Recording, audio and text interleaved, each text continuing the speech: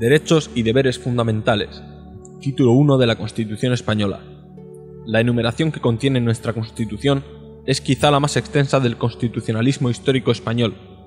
La doctrina coincide en que se trata de una lista abierta que permite incluir nuevos derechos fundamentales inherentes a la dignidad de la persona.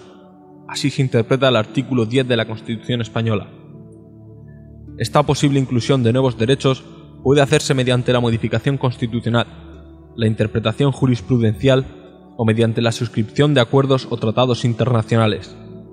Los derechos fundamentales tienen una doble naturaleza reconocida por la jurisprudencia del Tribunal Constitucional. En su primera vertiente, son derechos subjetivos a favor de las personas que tienen por sujeto pasivo a los poderes públicos. Por otro lado, también son valores que configuran el sistema político, legitimándolo frente al ciudadano.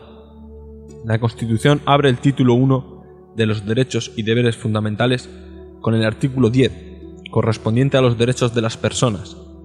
A continuación, incluye 5 capítulos cuyo contenido se recoge en los artículos 11 al 55. Capítulo 1. De los españoles y de los extranjeros. Determina quiénes son titulares de derechos. Capítulo 2. Derechos y libertades. Recoge la enumeración de tales derechos. Sección 1. De los derechos fundamentales y de las libertades públicas. Sección 2. De los derechos y deberes de los ciudadanos. Capítulo 3. De los principios rectores de la política social y económica. Contiene una tabla de principios rectores en el ámbito de la política social y económica, los cuales tienen una eficacia netamente programática. Capítulo 4. De las garantías de las libertades y derechos fundamentales. Capítulo 5. De la suspensión de los derechos y libertades. Estos dos últimos capítulos son garantía de los derechos y de las libertades reconocidas en este título 1. Derecho de la persona, dice el artículo 10 de la Constitución Española. 1. La dignidad de la persona, los derechos inviolables que le son inherentes, el libre desarrollo de la personalidad, el respeto a la ley y a los derechos de los demás son fundamento del orden político y de la paz social. 2. Las normas relativas a los derechos fundamentales y a las libertades que la Constitución reconoce se interpretarán de conformidad con la Declaración Universal de los Derechos Humanos y los tratados y acuerdos internacionales sobre las mismas materias ratificados por España. Como vemos, es una declaración de carácter general, basada en el respeto a los demás y a la dignidad de cada persona como pilar fundamental de la convivencia, todo ello teniendo como referencia la citada Declaración de Derechos Humanos, cuya observancia nos integra entre los países más tolerantes y avanzados de esta materia. Capítulo 1. De los españoles y los extranjeros. Este capítulo abarca los artículos 11, 12 y 13, cuyo contenido pasamos a estudiar. Nacionalidad. La recoge el artículo 11. 1. La nacionalidad española se adquiere, se conserva y se pierde de acuerdo con lo establecido por la ley. 2. Ningún español de origen podrá ser privado de su nacionalidad. 3. El Estado podrá concertar tratados de doble nacionalidad con los países iberoamericanos o con aquellos que hayan tenido o tengan una particular vinculación con España. En estos mismos países, aun cuando no reconozcan a sus ciudadanos un derecho recíproco, podrán naturalizarse los españoles sin perder su nacionalidad de origen. Nos remitimos al detallado estudio sobre la nacionalidad hecho en el tema 1. Mayoría de edad, contemplada en el artículo 12. Los españoles son mayores de edad a los 18 años. Derechos de los extranjeros. Se encuentran regulados en el artículo 13. 1. Los extranjeros gozarán en España de las libertades públicas que garantiza el presente título, en los términos que establezcan los tratados y la ley. Es ciertamente así, puesto que, en principio, la Constitución les garantiza esos derechos igual que a los nacionales, como ya reguló la Ley Orgánica 7/85 de 1 de julio, y sus numerosas modificaciones posteriores sobre derechos y libertades de los extranjeros. 2. Solamente los españoles serán titulares de los derechos reconocidos en el artículo 23, derecho de participación en los asuntos públicos, salvo lo que atendiendo a criterios de reciprocidad pueda establecerse por tratado o ley para el derecho de sufragio activo en las elecciones municipales. Hay que recordar aquí la reforma constitucional del 27 de agosto de 1992, por la que se admitió el sufragio pasivo en las elecciones municipales y al Parlamento Europeo, a los ciudadanos comunitarios residentes en una localidad española, con motivo de nuestra adhesión a la Unión Europea a través del Tratado de Maastricht. 3. La extradición solo se concederá en cumplimiento de un tratado o de la ley, atendiendo al principio de reciprocidad. Quedan excluidos de la extradición los delitos políticos, no considerándose como tales los actos de terrorismo. 4. La ley establecerá los términos en que los ciudadanos de otros países y los apátridas podrán gozar del derecho de asilo en España. La extradición pasiva fue regulada por la Ley 5/85 de 25 de marzo y el derecho de asilo por la 5/84 de 26 de marzo, modificada por la 9/94 de 19 de mayo y otras posteriores. Especial referencia a los derechos fundamentales y libertades. Capítulo 2. Derechos y libertades. Igualdad ante la ley.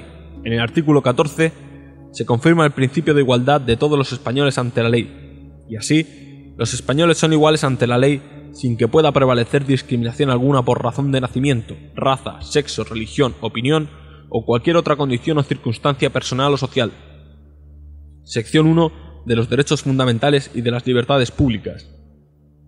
Derecho a la vida y a la integridad física y moral. El derecho a la vida está considerado como el más fundamental de todos los derechos.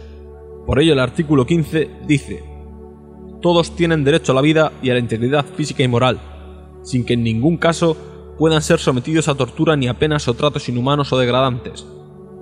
Queda abolida la pena de muerte, salvo lo que pueda disponer las leyes penales militares para tiempos de guerra.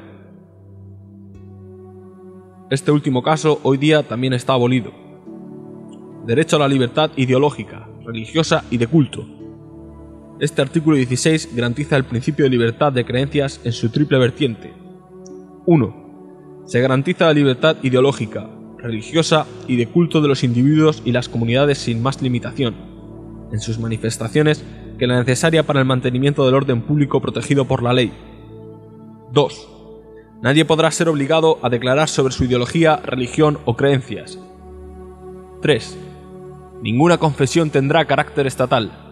Los poderes públicos tendrán en cuenta las creencias religiosas de la sociedad española y mantendrán las consiguientes relaciones de cooperación con la Iglesia Católica y las demás confesiones. Derecho a la libertad y a la seguridad.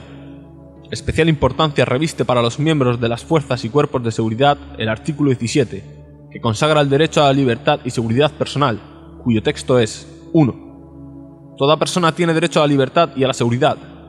Nadie puede ser privado de su libertad sino con la observación de lo establecido en este artículo y en los casos y en la forma previstos por la ley. 2.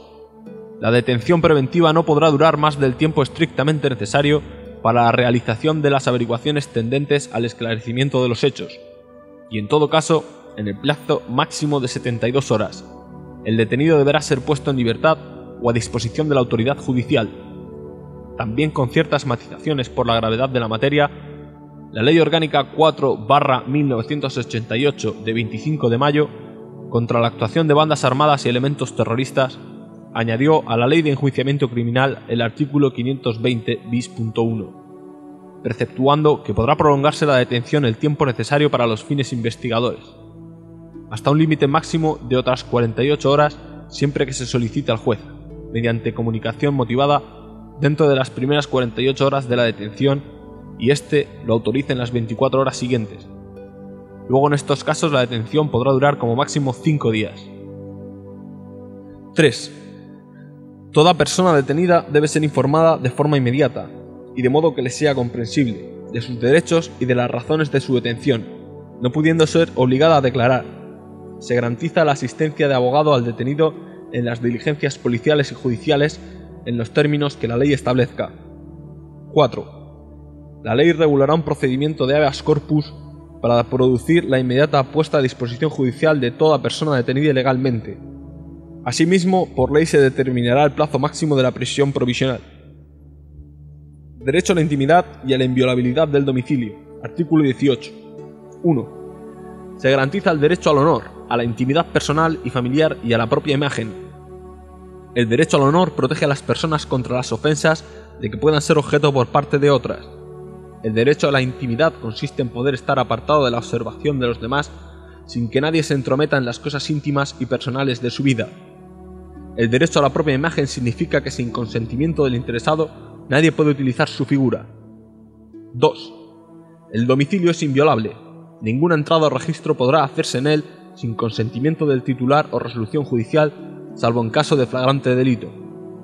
Este mandato constitucional salvaguarda la intimidad, y solo en el excepcional caso de que en un domicilio se esté delinquiendo, esa inviolabilidad puede quebrantarse en favor del cumplimiento de la ley, salvedad hecha de tratarse de bandas armadas o elementos terroristas, que nos remite al procedimiento expresado en el artículo 553 de la Ley de Enjuiciamiento Criminal. 3. Se garantiza el secreto de las comunicaciones y en especial de las postales telegráficas y telefónicas, salvo resolución judicial. Por sus efectos policiales y respecto a la intervención de las comunicaciones, hemos de citar los apartados 3 y 4 del artículo 579 de la Ley de Enjuiciamiento Criminal, que dice así: Artículo 579.3. El juez podrá acordar, en resolución motivada, por un plazo de hasta 3 meses, prorrogable por iguales periodos, la observación de las comunicaciones postales, telegráficas o telefónicas de las personas sobre las que existan indicios de responsabilidad criminal, así como de las comunicaciones de las que se sirvan para la realización de sus fines delictivos. Artículo 579.4. En caso de urgencia, cuando las investigaciones se realicen para la averiguación de delitos relacionados con la actuación de bandas armadas o elementos terroristas o rebeldes, la medida prevista en el artículo 3 de este artículo podrá ordenarla el Ministerio de Interior o en su defecto el Director de la Seguridad del Estado, comunicándolo inmediatamente por escrito motivado al juez competente, quien también de forma motivada revocará o confirmará tal resolución en un plazo máximo de 72 horas desde que fue ordenada la observación. 4. La ley limitará el uso de la informática para garantizar el honor y la intimidad personal y familiar de los ciudadanos y el pleno ejercicio de sus derechos. Luego, a modo de resumen, podemos decir que a título individual y en relación con las actuaciones de bandas armadas o elementos terroristas, se podrá acordar la suspensión de la duración máxima de 72 horas de la detención, artículo 17.2 de la Constitución. El derecho a la inviolabilidad del domicilio, artículo 18.2 de la Constitución. Y al secreto de las comunicaciones, todo ello bajo la regulación que ya hemos mencionado. Derecho a la libertad de residencia y circulación. Dice el artículo 19. Los españoles tienen derecho a elegir libremente su residencia y a circular por el territorio nacional. Asimismo, tienen derecho a entrar y salir libremente de España en los términos que la ley establezca. Este derecho no podrá ser limitado por motivos políticos o ideológicos. Consagra la Constitución el derecho a que cada persona viva donde prefiera y a que pueda viajar libremente sin ningún tipo de restricción. Respecto al derecho a entrar y salir de España, solo puede limitarse si concurren determinadas circunstancias, como las derivadas de la seguridad del Estado, la protección del orden público, sanitarias en caso de epidemias, etc. Derecho a la libertad de expresión. Este derecho aparece recogido en el artículo 20 y dice: 1. Se reconocen y protegen los derechos a expresar y difundir libremente los pensamientos, ideas y opiniones mediante la palabra, el escrito o cualquier otro medio de reproducción. B. A la producción y creación literaria, artística, científica y técnica. C. A la libertad de cátedra. D. A comunicar o recibir libremente información veraz por cualquier medio de difusión. La ley regulará el derecho a la cláusula de conciencia y al secreto profesional en el ejercicio de estas libertades. 2. El ejercicio de estos derechos no puede restringirse mediante ningún tipo de censura previa. 3. La ley regulará la organización y control parlamentario de los medios de comunicación social dependientes del Estado o de cualquier ente público y garantizará el acceso a dichos medios de los grupos sociales y políticos significativos, respetando el pluralismo de la sociedad y de las diversas lenguas de España. 4. Estas libertades tienen su límite en el respeto a los derechos reconocidos en este título, en los preceptos de las leyes que lo desarrollan y especialmente en el derecho al honor, a la intimidad, a la propia imagen y a la protección de la juventud y de la infancia. 5. Solo podrá acordarse el secuestro de publicaciones, grabaciones y otros medios de información en virtud de resolución judicial. Por su interés policial y en relación con el tema de la intervención de las comunicaciones, debemos mencionar la Ley Orgánica 2/1984 de 26 de enero, reguladora del derecho de rectificación, que dice, artículo 1. Toda persona, natural o jurídica, tiene derecho a rectificar la información difundida por cualquier medio de comunicación social, de hechos que le aludan, que considere inexactos y cuya divulgación pueda causarle perjuicio. Podrá ejercitar el derecho de rectificación el personal aludido o su representante, y si hubiese fallecido aquel, sus herederos o los representantes de estos. Artículo 2. El derecho se ejercitará mediante la remisión del escrito de rectificación al director del medio de comunicación dentro de los 7 días naturales siguientes al de la publicación o difusión de la información que se desea rectificar, de forma tal que permita tener constancia de su fecha y de su recepción. La rectificación deberá limitarse a los hechos de la información que se desea rectificar. Su extensión no excederá sustancialmente de la de ésta, salvo que sea absolutamente necesario. Derecho de reunión y manifestación. El derecho de reunión es aquel que tiene toda persona de agruparse con otras, en un lugar determinado y con una finalidad concreta. Se regula este derecho en el artículo 21 cuando dice: 1. Se reconoce el derecho de reunión pacífica y sin armas. El ejercicio de este derecho no necesitará autorización previa. 2. En los casos de reuniones, en lugares de tránsito público y manifestaciones, se dará comunicación previa a la autoridad, que sólo podrá prohibirlas cuando existan razones fundadas de alteración del orden pública con peligro para personas o bienes. El derecho de reunión se ha regulado por la Ley Orgánica 9/1983 de 15 de julio. Quizás sea este derecho uno de los más significativos de la libertad de un pueblo. En España la exigencia es que las reuniones sean pacíficas y sin armas. Creemos que acertadamente en evitación de actos que pudiesen conducir a alteraciones de extrema gravedad. La ley considera reunión a la concurrencia concertada y temporal de más de 20 personas con finalidad determinada. Derecho de asociación. Asociación es un conjunto de personas que se agrupan formalmente con unos objetivos comunes, cumpliendo una serie de requisitos que se reflejan en unos estatutos o reglas voluntariamente aceptadas. Se dedica a este derecho el artículo 22, que dice: 1. Se reconoce el derecho de asociación. 2. Las asociaciones que persigan fines o utilicen medios tipificados como delito son ilegales. 3. Las asociaciones constituidas al amparo de este artículo deberán inscribirse en un registro a los solos efectos de publicidad. 4. Las asociaciones solo podrán ser disueltas o suspendidas en sus actividades en virtud de resolución judicial motivada. 5. Se prohíben las asociaciones secretas y las de carácter paramilitar. Derecho de participación. Dice el artículo 23. 1. Los ciudadanos tienen el derecho a participar en los asuntos públicos, directamente o por medio de representantes, libremente elegidos en elecciones periódicas por sufragio universal. 2. Asimismo tienen derecho a acceder en condiciones de igualdad a las funciones y cargos públicos con los requisitos que señalen las leyes.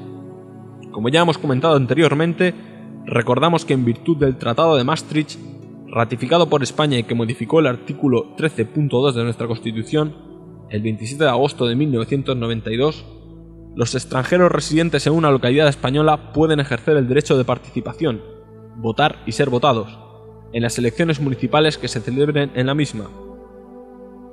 Protección judicial de los derechos o tutela judicial. Se recoge este derecho de la siguiente manera en el artículo 24. 1. Todas las personas tienen derecho a obtener la tutela efectiva de los jueces y tribunales en el ejercicio de sus derechos e intereses legítimos, sin que en ningún caso puedan producirse indefensión. 2. Asimismo, todos tienen derecho al juez ordinario predeterminado por la ley, a la defensa y a la asistencia del letrado, a ser informados de la acusación formulada contra ellos, a un proceso público sin dilaciones indebidas y con todas las garantías, a utilizar los medios de prueba pertinentes para su defensa, a no declarar contra sí mismos, a no confesarse culpables y a la presunción de inocencia. La ley regulará los casos en que por razón de parentesco o de secreto profesional no se estará obligado a declarar sobre hechos presuntamente delictivos. Garantía judicial. En el artículo 25 se establece que para ser condenado o sancionado por algún comportamiento personal es preciso que ese comportamiento haya sido previsto y calificado anteriormente como sancionable. Es el conocido principio de legalidad penal ya tratado anteriormente. Por lo tanto, nos limitaremos a citar lo que la Constitución dice al respecto. 1. Nadie puede ser condenado o sancionado por acciones u omisiones que en el momento de producirse no constituyan delito, falta o infracción administrativa, según la legislación vigente en aquel momento. 2.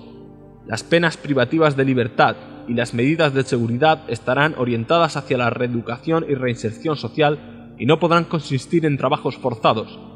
El condenado a pena de prisión que estuviere cumpliendo la misma gozará de los derechos fundamentales de este capítulo, a excepción de los que se vean expresamente limitados por el contenido del fallo condenatorio, el sentido de la pena y la ley penitenciaria. En todo caso, tendrá derecho a un trabajo remunerado y a los beneficios correspondientes de la seguridad social, así como al acceso a la cultura y al desarrollo integral de su personalidad. 3. La Administración civil no podrá imponer sanciones que directa o subsidiariamente impliquen privación de libertad. La Constitución española también recoge la prohibición de los tribunales de honor en el ámbito de la Administración civil y de las organizaciones profesionales, en el artículo 26. Libertad de enseñanza. Se contempla en el artículo 27 y dice así: 1. Todos tienen el derecho a la educación. Se reconoce la libertad de enseñanza. 2. La educación tendrá por objeto el pleno desarrollo de la personalidad humana en el respeto a los principios democráticos de convivencia y a los derechos y libertades fundamentales. 3.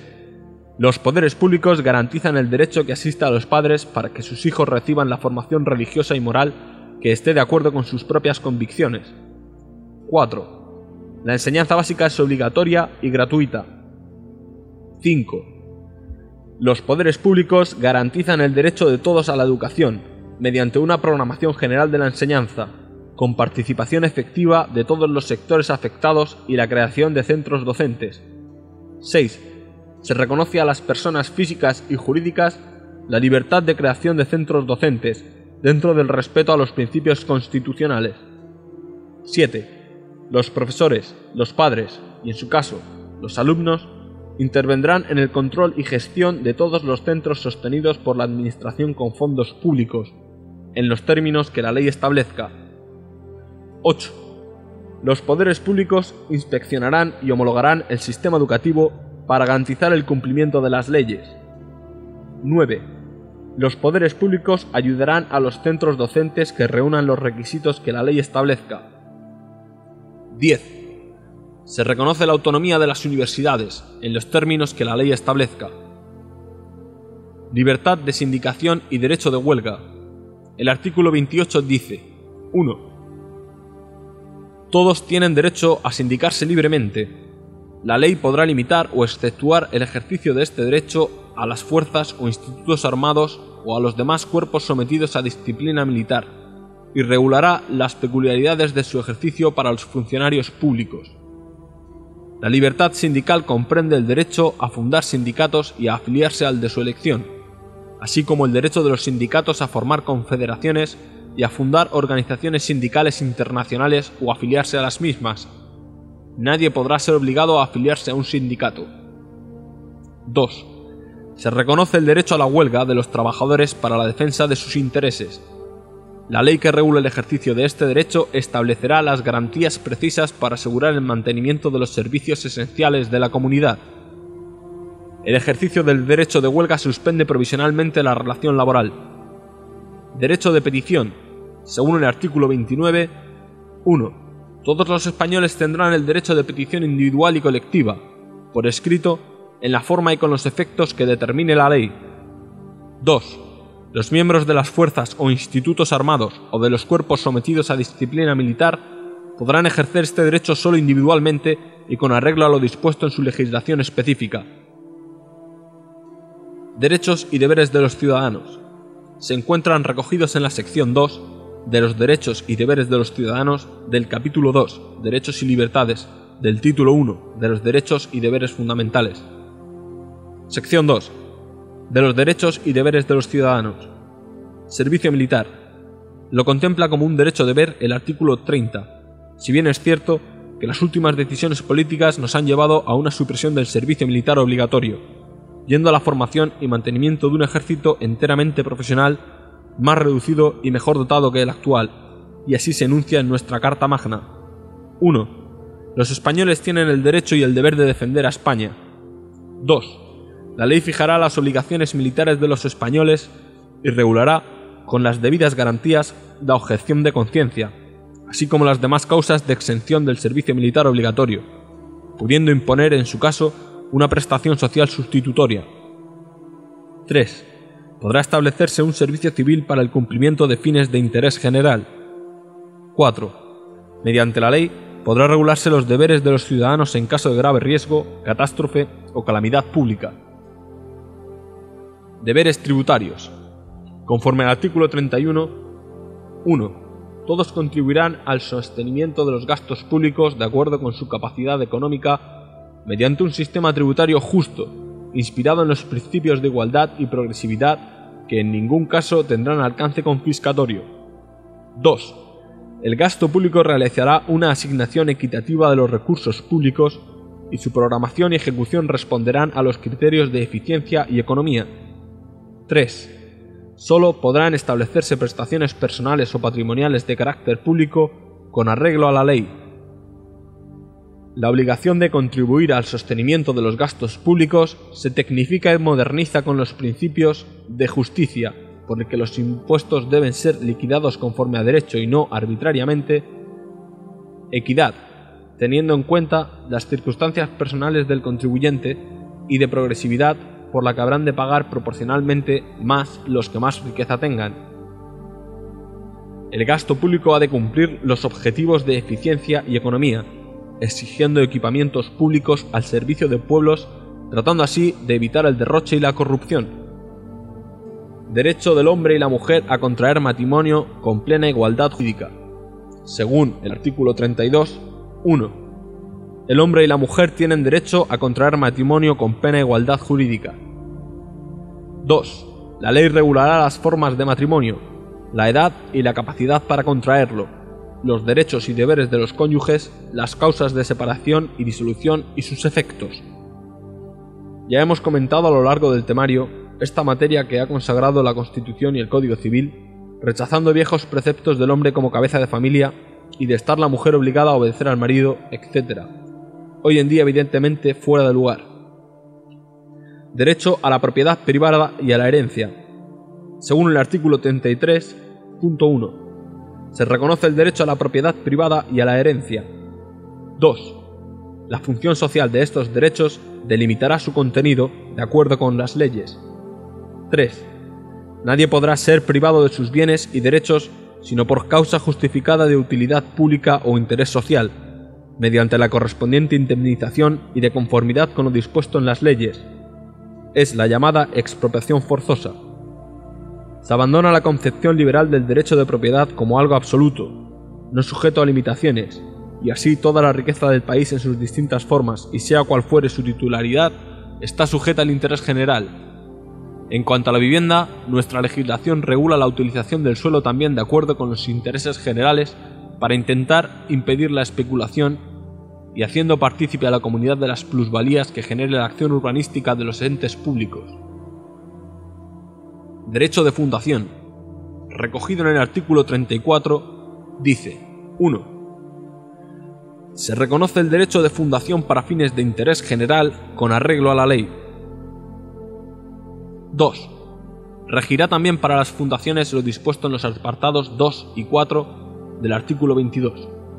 Después de recordar que las fundaciones se definen como organizaciones constituidas sin ánimo de lucro, que por voluntad de sus creadores tienen afectado de modo duradero su patrimonio a la realización de fines de interés general, recordamos que los mencionados apartados equiparan a estos efectos las asociaciones con las fundaciones, y por lo tanto serán ilegales las que persigan fines o utilicen medios tipificados como delito, y que sólo podrán ser disueltas o suspendidas en sus actividades en virtud de resolución judicial motivada.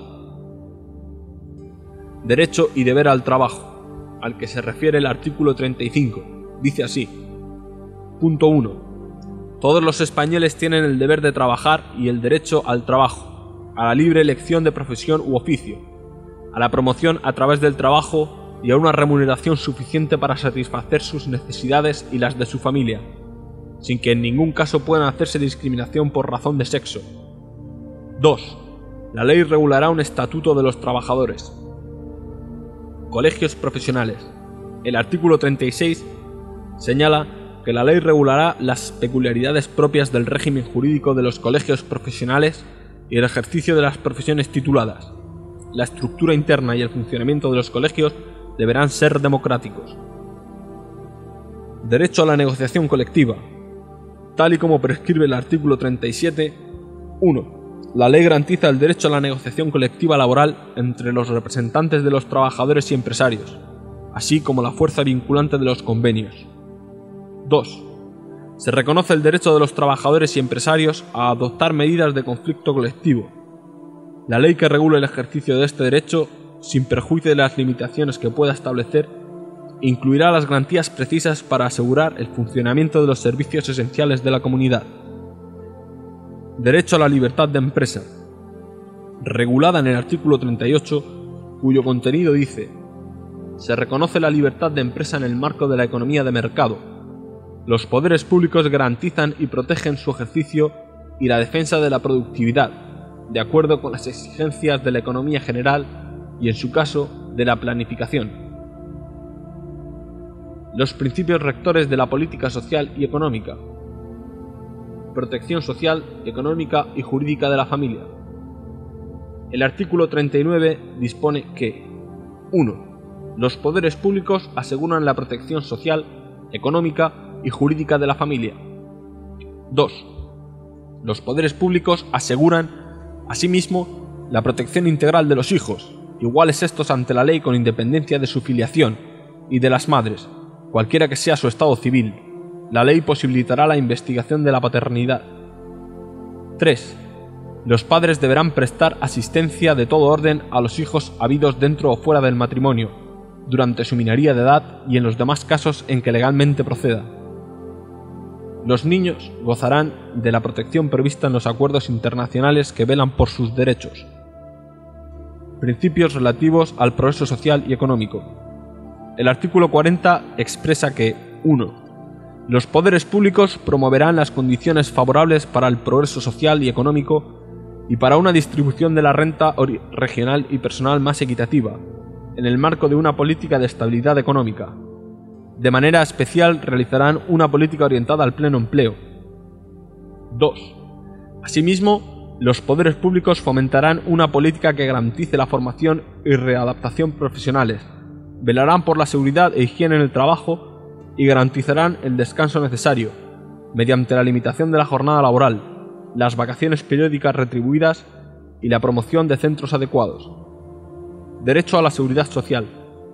El artículo 41 reconoce el derecho de la seguridad social al perceptuar que los poderes públicos mantendrán un régimen público de seguridad social para todos los ciudadanos, que garantice la existencia y prestaciones sociales suficientes ante situaciones de necesidad, especialmente en caso de desempleo. La asistencia y prestaciones complementarias serán libres. Derecho económico y social de los trabajadores españoles en el extranjero. El artículo 42 señala que el Estado velará especialmente por la salvaguardia de los derechos económicos y sociales de los trabajadores españoles en el extranjero y orientará su política hacia su retorno. Derecho a la protección de la salud, sobre la que el artículo 43 dice: 1. Se reconoce el derecho a la protección de la salud. 2. Compete a los poderes públicos organizar y tutelar la salud pública a través de medidas preventivas y de las prestaciones y servicios necesarios. La ley establecerá los derechos y deberes de todos al respecto. 3. Los poderes públicos fomentarán la educación sanitaria, la educación física y el deporte. Asimismo, facilitarán la adecuada utilización del ocio. Derecho de acceso a la cultura. Conforme al artículo 44, 1. Los poderes públicos promoverán y tutelarán el acceso a la cultura, a la que todos tienen derecho. 2.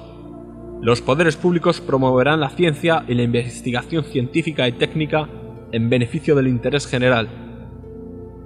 Derecho a un medio ambiente adecuado. El artículo 45 contiene: 1. Todos tienen el derecho a disfrutar de un medio ambiente adecuado para el desarrollo de la persona, así como el deber de conservarlo. 2. Los poderes públicos velarán por la utilización racional de todos los recursos naturales, con el fin de proteger y mejorar la calidad de vida y defender y restaurar el medio ambiente, apoyándose en la indispensable solidaridad colectiva. 3. Para los que violen lo dispuesto en el apartado anterior, en los términos que la ley fije, se establecerán sanciones penales o, en su caso, administrativas, así como la obligación de reparar el daño causado. Conservación del patrimonio histórico, cultural y artístico. El artículo 46 señala que los poderes públicos garantizarán la conservación y promoverán el enriquecimiento del patrimonio histórico, cultural y artístico de los pueblos de España y de los bienes que lo integran, cualquiera que sea su régimen jurídico y su titularidad. La ley penal sancionará los atentados contra este patrimonio. Derecho a la vivienda. El artículo 47 establece que todos los españoles tienen derecho a disfrutar de una vivienda digna y adecuada. Los poderes públicos promoverán las condiciones necesarias y establecerán las normas pertinentes para hacer efectivo este derecho, regulando la utilización del suelo de acuerdo con los intereses generales para impedir la especulación. La comunidad participará en la plusvalía que genere la acción urbanística de los entes públicos. Derechos de la juventud, sobre la que el artículo 48 dice: los poderes públicos promoverán las condiciones para la participación libre y eficaz de la juventud en el desarrollo político, social, económico y cultural. Derechos de los disminuidos. Se contempla en el artículo 49 cuando expone: los poderes públicos realizarán una política de previsión, tratamiento, rehabilitación e integración de los disminuidos físicos, sensoriales y psíquicos, a los que prestarán atención especializada que requieran y los ampararán especialmente para el disfrute de los derechos que este título 1 otorga a todos los ciudadanos. Derechos de la tercera edad. Se ocupa el artículo 50, estableciendo que los poderes públicos garantizarán, mediante pensiones adecuadas y periódicamente actualizadas, la suficiencia económica de los ciudadanos durante la tercera edad. Asimismo, y con independencia de las obligaciones familiares, promoverán su bienestar mediante un sistema de servicios sociales que atenderán sus problemas específicos de salud, vivienda, cultura y ocio. Derechos de los consumidores y usuarios. Los contempla el artículo 51 de la siguiente manera: 1. Los poderes públicos garantizarán la defensa de los consumidores y usuarios, protegiendo mediante procedimientos eficaces la seguridad, la salud y los legítimos intereses económicos de los mismos. 2. Los poderes públicos promoverán la información y la educación de los consumidores y usuarios, fomentarán sus organizaciones y oirán a estas en las cuestiones que puedan afectar a aquellos, en los términos que la ley establezca. 3. En el marco de lo dispuesto por los apartados anteriores, la ley regulará el comercio interior y el régimen de autorización de productos comerciales. Organizaciones profesionales. El artículo 52 prescribe que la ley regulará las organizaciones profesionales que contribuyan a la defensa de los intereses económicos que les sean propios. Su estructura interna y funcionamiento deberán ser democráticos. Garantías de las libertades y derechos fundamentales. Las libertades y derechos fundamentales que se reconocen en la Constitución vinculan a todos los poderes públicos. Quiere ello decir que estos poderes velarán en todo caso porque esas libertades y derechos no sean vulnerados, debiendo ajustarse todas las leyes a ellos. Si alguna ley o disposición normativa se les opusiera, podría ser declarada inconstitucional por el Tribunal Constitucional, que a continuación estudiaremos, y quedar sin efecto. Como se suele decir, un derecho vale jurídicamente lo que valen sus garantías. O sea, es menos importante la letra impresa que los reconoce que la realidad constitucional que los ampara y garantiza. Capítulo 4, Título 1, de las garantías de las libertades y derechos fundamentales. Las garantías de estas libertades y derechos fundamentales se reconocen en los artículos 53 y 54.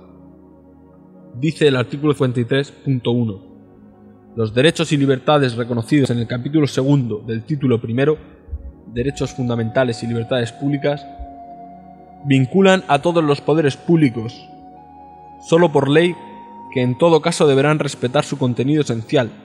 Podrá regularse el ejercicio de tales derechos y libertades que se tutelarán de acuerdo con el artículo 161.1. Especifica el procedimiento ante el Tribunal Constitucional por el llamado recurso de inconstitucionalidad. Artículo 53.3.